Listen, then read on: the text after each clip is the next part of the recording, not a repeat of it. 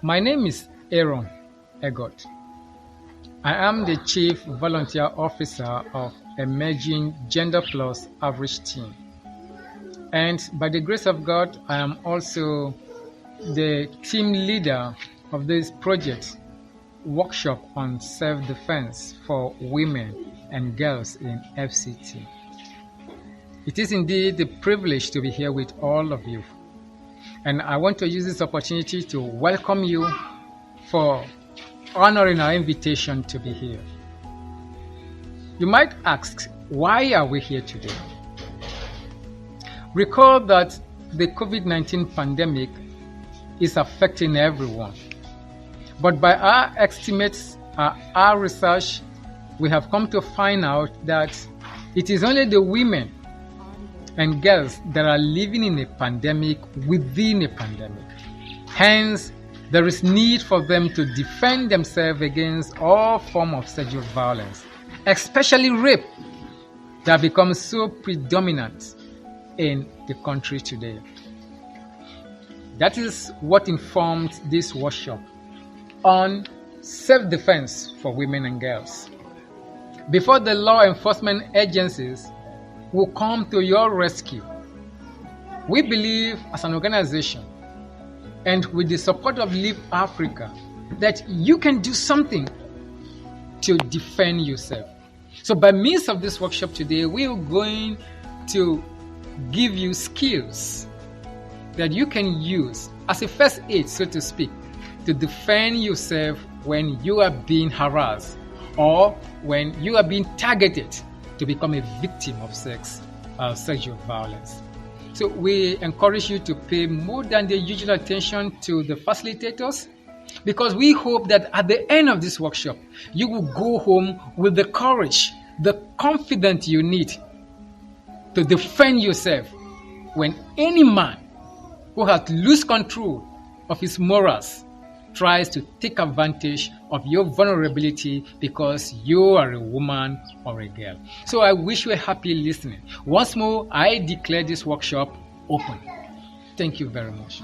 So this morning, we want to see ways in which we can prepare ourselves for this big battle that all of us, this big challenge that all of us have to face.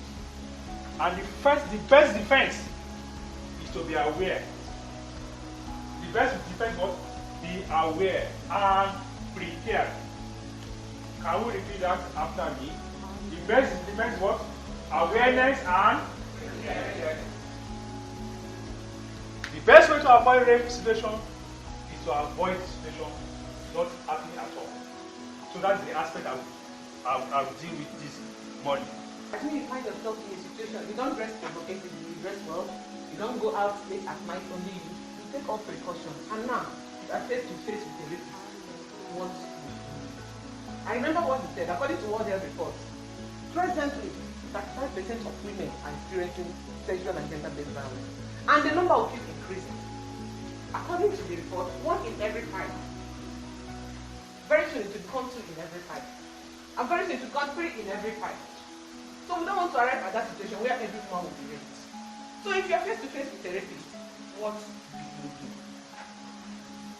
One of the actions you have to do, depending on the rapist, is talk to the rapist. Remember, he said shout. You have to scream. Your voice is your weapon. But the weapon your attacker will have is your fear. Once you start fearing, he will overtake you. So you don't fear. What we are learning today is to get us prepared so that if we find ourselves in that situation, even after we have done everything, do something to get us. Now, take your time and talk to the attacker. Assuming it's someone that you know very well, you can try to reach. Let me say you're on a date, and maybe you had already set limits on where you can reach and where you cannot reach. And maybe your boyfriend or your partner wants to go beyond that level. Talking can work. Remember that we agreed before we started that this is the limit we can go. For so and so reason. Reason with that person. If the person is a stranger, you can bring up issues that can make the person fear. You can say you have a sexual transmitted disease. I have this, I have this, I have that. But when all this fails, we now take action.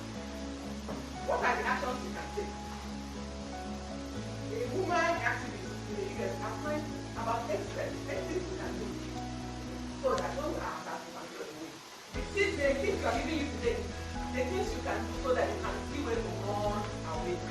Remember that the men are stronger. So if you agree to attack in a fight, he will overpower you and still get what you want. So whatever technique you are using now is what will make you destabilize him and his favor. So I'm going to explain to you about 8 different tips. 8 different actions you can use to run away. The first one is what they call the hammer strike. What they call what? Now, she has rightly said about 8 points, but I'm just going to give a few more. With regards to self-defense, there are some delicate parts of the body, like the eyes, the nose, the jaw, the throat, the solar plexus. It's one, not exactly a hole, but it's just right here, in between, at the chest, a little below, somewhere here. There's the groin, there is the knee, and there is the shin. You'll be amazed at how much impact this can make when applied in the accurate amount of force. Who has ever seen anybody give a slow motion slap? When you want to slap somebody, have you ever seen slow motion of it? Like I want to slap her now, I'll not be coming like this, all the way from the north. I'll be coming, I'll slap you, I'll not be coming. Is there any such thing? In other words, when you're trying to defend yourself, it has to be with speed and power. Speed and power. I cannot meet someone that wants to rape me and I'll say, oh God, please, oh God, please, oh. Then I'm trying to defend myself and I'm going slowly. There's no such thing. There are 2 things in your mind. Exert the amount of force and take off. But before you exert the force, be sure of your escape plan. It's not safe to, for instance, you're locked, like she said, and like the man who spoke about the passive ways of avoiding it. Say you are in the comfort of somebody in the house, in a comfort area, and the door is locked, and the keys are not in the door hole. What do? So, it's not enough to take him down. What if you're taking him down, and you're trying to escape, the door is locked, the windows are bad with protectors, what do? So, your escape plan is very important. Now, what I'm going to be teaching you is unarmed combat. In the absence of a gun, even if you say a gun or a rifle, you may not know how to use it. In the absence of a key, in the absence of a gun, in the absence of a stick, our hands, that's what martial arts is all about. The ability to use your hands and legs as weapons. She said something about the eyes.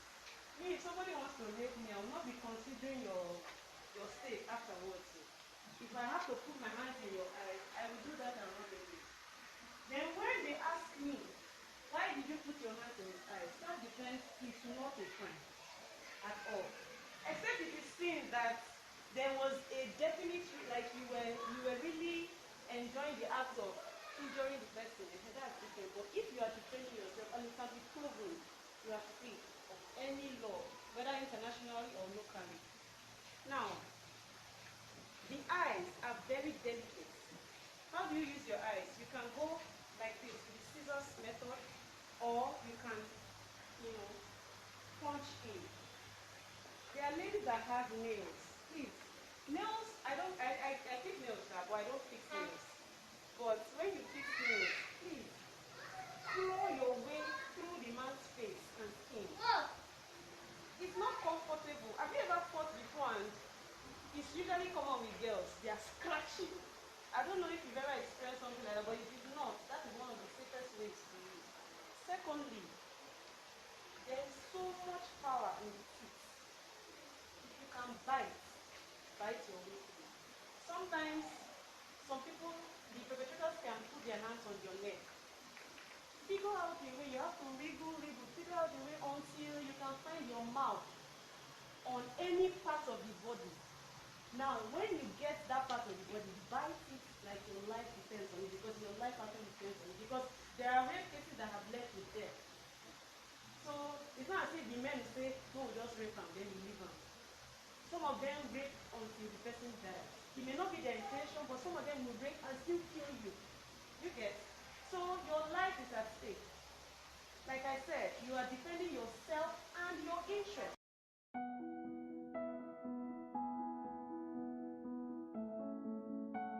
I'm Sheila Martins. I was privileged to be part of this workshop on self-defense for women and girls. The workshop was really amazing. Self-defense is something that should be taught in schools, and as a female child, we're all supposed to have it at the back of our minds, because if a female is aware of the protective measures, I think the news of rape will reduce. From the workshop, I have learned the ways I can defend myself if need arises.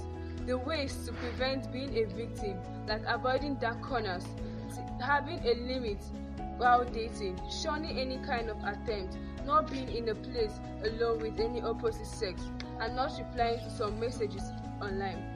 But if a case arises and I'm in a situation of sexual harassment, this workshop has taught me ways of releasing myself. And lastly, we should always make our voice heard when we are being abused. Thank you very much. One of the privileged volunteers for the project workshop on self-defense for women and girls. When I saw this project verified by Leap Africa on their website, I said to myself, this is marketable project. True to that, today's response on this project was so amazing. Thanks to Leap Africa and EGOT, the volunteers, the facilitators, all participants for making this workshop a grassroots response to rape and other forms of gender-based violence.